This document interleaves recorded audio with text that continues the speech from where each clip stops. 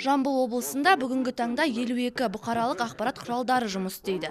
Оның ішінде 48-і мерзімді басылым болса, 2 телеарна және 2 ақпараттық агенттік жарыса жаңалық жазады. Олардың саны биыл тағы 4-еумен толықты. Бір телеарна жаңа жұмысқа кіріссе, 3 басылым өз ісін бастады. Еліміздің қоғамдық саяси, әлеуметтік экономикалық тыныс-тіршілігін жарыққа шығарып, қоғамдық сананы қалыптастыруға олардың қосатын үлесі зор. Жегені жантақ, арқалағаны алтын болған сала мамандарына облыс әкімі алғыс білдіріп, құрмет грамотасын табыс етті. Алдымен барлықтарыңызды төл мерекелеріңізбен шын жүректен құттықтаймын.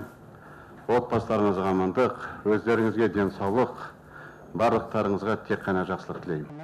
Аймақтың тыныс-тіршілігін насихаттау үшін баспасөз бен телеарна, радиоға жыл сайын жергілікті бюджеттен қомақты қаражат бөлінеді.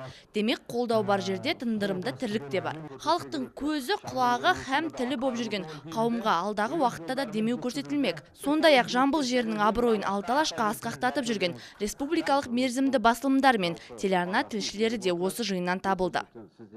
Бүгінгі үлкен мерекелерімен құттықтаймын. Алдағы уақытта да ел қамы үшін еңбек етіп, алдыңғы қатардан көріне берсін. Елімізді жақсы ақпараттар мен жағымды жаңалықтармен қамтамасыз етіп, дені қарындарды сау болып, отбасы ошаққа самы болып, қызметте табыстан табысқа жете берсін. Барлығы да шетінен шын намыскер, көңілінен шығатын тұлғалы істер. Әр саланың басында жетекші болып әрқашанда жүреді журналистер. Сондықтан да қуанышпен жеткен бүгін мерекелерің құтты болсын журналистер. Міне бүгін облысымыздағы барша ақпарат құралдарындағы, бұқаралық ақпарат құралдарында қызмет ететін журналистерді облыс әкімі Кәрім Нәсіпбекұлы қабылдауына шақырып құттықтап жатыр. Баршана журналистер қауымын бүгінгі мерекемен құттықтаймын. Әрқашан шығармашылығында табыс, қаламы қарымды болып, әрқашан осы ел үшін, жер үшін қызмет ете берсін деймін.